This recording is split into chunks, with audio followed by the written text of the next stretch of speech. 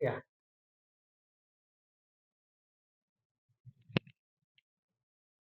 Hello दोस्तों, स्वागत है आप सभी का अनिल गर्जना एकेडमी में। फिर आज हम बायोलॉजी लेकर प्रस्तुत हुए हैं। तू हंस तू मुस्कुरा, तू हंस तू मुस्कुरा, तू रोना कम कर दे, तू जिंदा है जिंदगी की नाक में दम कर दे। तो चलिए दोस्तों, आज इसके पहले हम लोग कुछ गुणसूत्रीय विकार पढ़े थे। उसमें युग्मक जनन के बारे में, युग्मक जनन में कैसे अभियोजन होता है और उसके कारण कैसे मानव में गुणसूत्रीय विकार उत्पन्न हो जाते हैं, एक ही वीडियो में हम लोग समझ लेंगे। ठीक है दोस्तों, तो चलिए समझते हैं। पुरुष में अभियोजन के कारण उत्पन्न रोग। पुरुष में क्या होता है? शुक्राणु जनन क्रिया होती है। तो शुक्राणु जनन क्रिया के फलस्वरूप क्या अभियोजन होता है और उससे कैसे रोग उत्पन्न हो जाते हैं, इसको हम लोग समझेंगे। ठीक है दोस्तों, चलिए समझते हैं। ये क्या है? पुरुष। पुरुष में क्या होता है? एक्स एक्स गुणसूत्र होते हैं। क्या होते हैं दोस्तों? एक्स एक्स गुणसूत्र होते हैं। सॉरी, मिस्टेक हो गया। पुरुष में क्या होता है? एक्स वाई गुणसूत्र होता है। क्या होता है दोस्तों? एक्स वाई गुणसूत्र होते हैं। अब एक्स वाई गुणसूत्र होते हैं, तो अब शुक्राणु जनन क्रिया के फलस्वरूप क्या होगा? शुक्राणु जनन क्रिया के फलस्वरूप, शुक्राणु जनन क्रिया के फलस्वरूप क्या बनते हैं? शुक्राणु बनते हैं। क्या बनते हैं?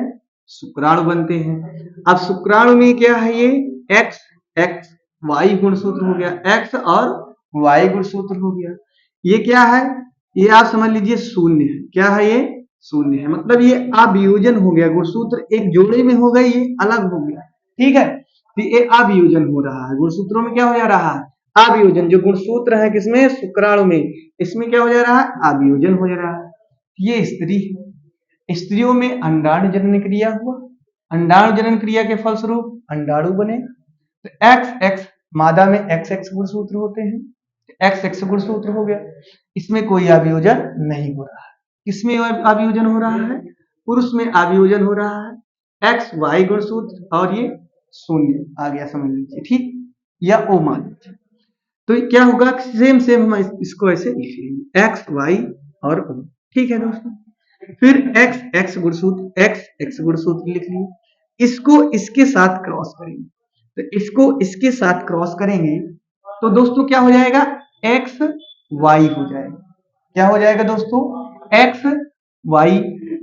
तो x x Y, x x y. ठीक, x x Y, x x Y हो गया। ठीक, अब दूसरा, इसको इसके साथ क्रॉस करेंगे तो एक्स ओ या एक्स जीरो मान लीजिए, एक्स जीरो हो गया। ठीक, इसको इसके साथ क्रॉस करेंगे तो x x Y, x x Y हो गया।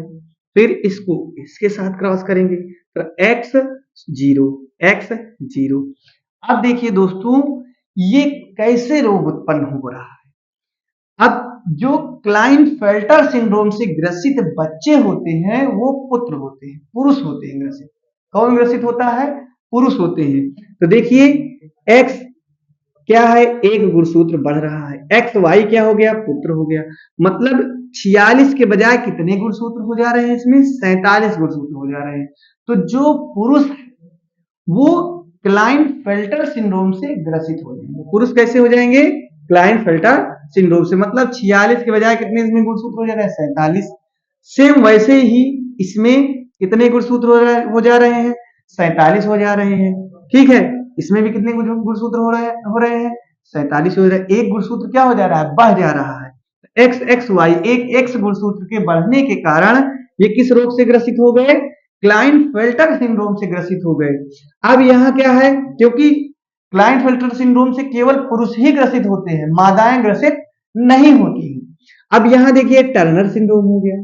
टर्नर सिंड्रोम में आप देख रहे हैं कि एक ये एक्स है और ये शून्य आ गया, मतलब 46 तो थे लेकिन एक गुणसूत्र क्या हो गया? कम हो गया। यहाँ पर कितने गुणसूत्र हो गए? 45 गुणसूत्र हो गए। पहले 46 थे, ये जीरो आ गए, एक गुणसूत्र कम हो गया, घट गया। यहाँ पे क्या है? एक गुणसूत्र बढ़ जा रहा है, तो यहाँ कितने हो गए? यहाँ 47 हो गए 46 के बजाय। इसमें भी कितने हो जा रहे हैं? 45 हो जा रहे हैं, और इसमें 47 हो जा रहे हैं। तो ये दोनों क्या हो गए? ये बच्चे अब देखिए दोस्तों, जब एक गुणसूत्र X कम हो जाएगा तो इसमें स्त्रियां ग्रसित होंगी। कौन ग्रसित होगा? स्त्रियां। तो इसमें स्त्रियां ग्रसित होंगी और स्त्रियां जो है बांझ होती हैं। ठीक है दोस्तों, स्त्रियां कैसी होती हैं? बांझ होती हैं। और इसमें पुरुष क्या होते हैं? नपुंसक हो जाते हैं। ठीक है दोस्तों, और ये पुरुष नपुंसक हो जाते हैं क्लाइनफेल्टर सिंड्रोम से ग्रसित, और इनमें स्तनों का विकास हो जाता है। इनमें क्या, किसका विकास हो जाता है? इनमें स्तनों का विकास हो जाता है, और इन्हीं को शिखंडी कहते हैं दोस्तों। क्या कहते हैं? शिखंडी कहते हैं। जो क्लाइनफेल्टर सिंड्रोम से ग्रसित पुरुष होते हैं, ग्रसित कौन होगा? ये पुरुष होंगी। क्या कौन होगा? पुरुष। ठीक, और ये भी पुरुष हो जाएगा। ये क्या होंगे? स्त्रियां ग्रसित होंगी। तो स्त्रियों में अंडाशय अल्प विकसित होता है। अंडाशय अल्प विकसित होने के कारण उनमें अंडाणु नहीं बनते हैं, और माहवारी चक्र भी नहीं आता है टर्नर सिंड्रोम से ग्रसित व्यक्तियों स्त्रियों में। इसी कारण ये स्त्रियां बांझ होती हैं। तो कैसी होती हैं? बांझ होती हैं, क्योंकि इनमें गुणसूत्रों की संख्या एक कम हो जाती है, 45 पाई जाती है। कितनी?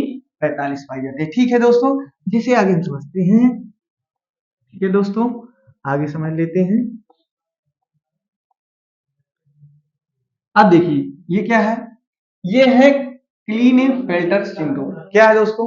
जैसे अभी इसके पहले हम लोग समझे तो क्लीनेफेल्टर सिंड्रोम कैसे ग्रसित कैसे हो रहा था? गुणसूत्रों में पुरुष में अवियोजन के कारण उत्पन्न हो रहे थे। पुरुष में क्या हो रहा था? पुरुष में गुणसूत्र में अवियोजन हो रहा था। देखिए क्या है क्लीनेफेल्टर सिंड्रोम। जब व्यक्ति में गुणसूत्र की संख्या में 2 के स्थान पर 3 गुणसूत्र होते हैं। ठीक है, 2 के स्थान पर 3 होती है, मतलब होते हैं गुणसूत्र। क्या होते हैं? 2 के स्थान पर 3 गुणसूत्र होते हैं।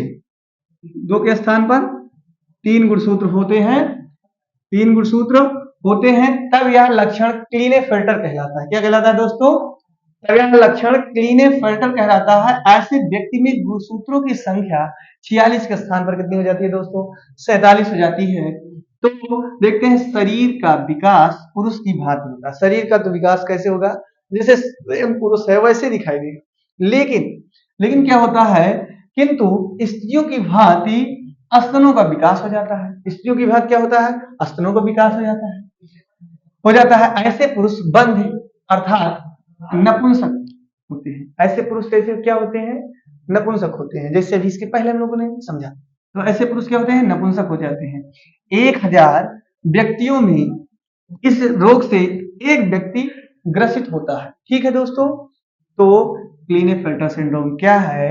एक गुणसूत्रों की संख्या में एक बढ़ोतरी के कारण हो जाता है।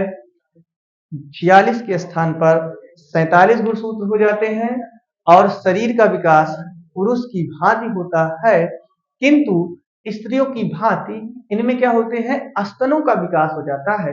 किसका विकास हो जाता है? स्तनों का विकास हो जाता है। तो ऐसे पुरुष बंध कहलाते हैं, अर्थात नपुंसक होते हैं। इनमें स्पर्म का निर्माण नहीं होता है।